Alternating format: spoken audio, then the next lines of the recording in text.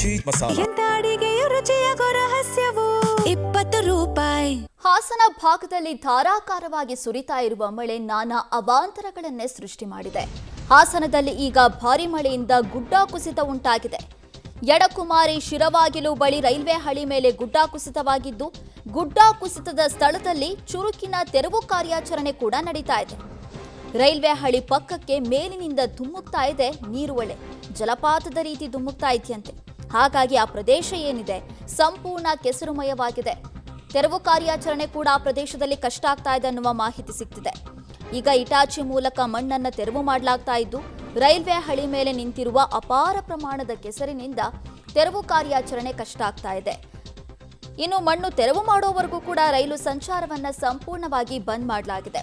ಪ್ರಮುಖವಾಗಿ ಬೆಂಗಳೂರು ಮುರುಡೇಶ್ವರ, ಬೆಂಗಳೂರು ಕೋಜಿಕೋಡು, ವಿಜಯಪುರ, ಮಂಗಳೂರು ರೈಲುಗಳು ಹಾಸನದಲ್ಲೇ ನಿಲುಗಡೆಯಾಗಿದ್ದಾವಂತೆ.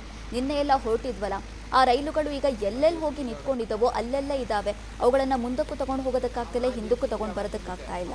ಯಾಕಂದರೆ ಗುಡ್ಡ ಕುಸಿತ ಆಗ್ತಾ ಇರೋದ್ರಿಂದ ಮತ್ತೊಂದು ಕಡೆ ಈಗ ತೆರವು ಕಾರ್ಯಾಚರಣೆ ಮಾಡ್ತಾ ಇದ್ದಾರೆ. ನಿರಂತರವಾಗಿ ಮಳೆ ಸುರಿತಾ ಇರೋದ್ರಿಂದ ಆ ತೆರವು ಮಾಡೋದಕ್ಕೆ ಕೂಡ ಕಷ್ಟ ಆಗ್ತಾ ಇದೆ. ಮತ್ತೊಂದು ಕಡೆ ಮತ್ತೆ ಗುಡ್ಡ ಕುಸಿಯುವ ಆತಂಕ ಕೂಡ ಈ ಭಾಗದ ಜನರನ್ನ ಕಾಡ್ತಾ ಇದೆ.